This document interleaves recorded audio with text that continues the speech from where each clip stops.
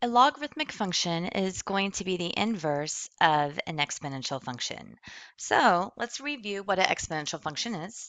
An exponential function is a base raised to some variable exponent. So the inverse of this, remember the answer will become the exponent. So something is going to equal x here. So the way that we take the inverse of an exponent is we use the logarithmic function.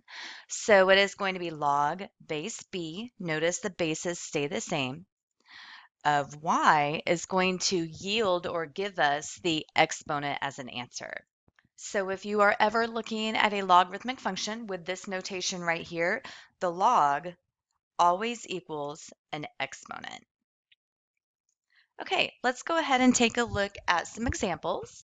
So we're going to take a look at each one of these exponential functions or exponential equations, and we are going to write them in logarithmic form. This is almost like a conversion. So here we have a base of 5. Remember, the base doesn't change. So when I write the log notation, I'm going to put the base, it almost looks, it is a subscript, log base 5.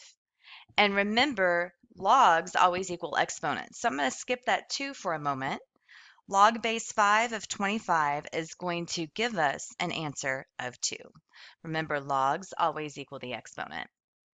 Over here, we have a base of 8. So log base 8 of 1 is going to give us the exponent answer of 0. Let's take, and just remember, anything to the 0 power is always 1. So anytime you are taking a log base of 1, the answer is always going to be 0. Over here, we have a negative exponent, so let's be careful on this. So when we work this problem, we have a negative exponent, and logs can equal negative. Logs can equal a negative exponent. What cannot be negative is the argument or the numbers that we are taking. For instance, 2 to the negative 4 is never going to equal a negative answer. So when we write the word log, and remember I'm going to copy this base of 2, this part right here, this can never be negative. But the exponent can be negative.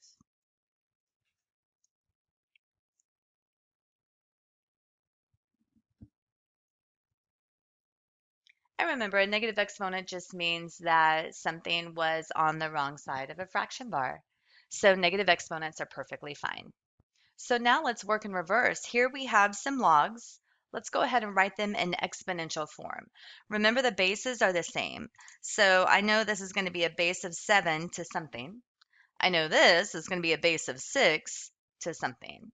And remember, logs always equal exponents. So I'm going to skip this 1 over 49, hop over to the other side of the equal sign. That is my exponent. And 7 to the negative 2 makes sense that the answer is 1 over 49.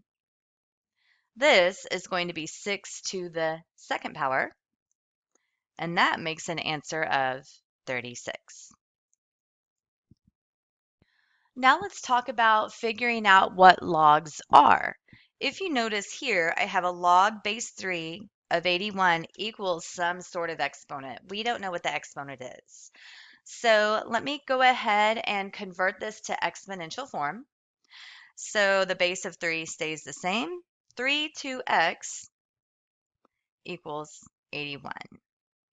So the way that we're going to figure out what this exponent is we are going to factor 81. So I know that 81, of course, is 9 times 9. But these 9s can keep going. These 9s are 3 times 3. And I cannot break these 3's down any farther. So if you notice, 3 times 3 times 3 times 3. In other words, 3 to the fourth power makes 81. So if I rewrite this in factored form, it's clear to see 3 to the x equals 3 to the fourth. What does x have to be? Well, x has to be 4. And I know that because I rewrote them with the same bases. Super important. All right, so let's take a look at number 7. If you notice on number 7, the base is missing. The reason logs were really created was to deal with giant numbers like scientific notation. And remember, scientific notation has a base of 10. So logs are commonly used for giant numbers, scientific notation. So when a base is not written, it is understood to be base 10.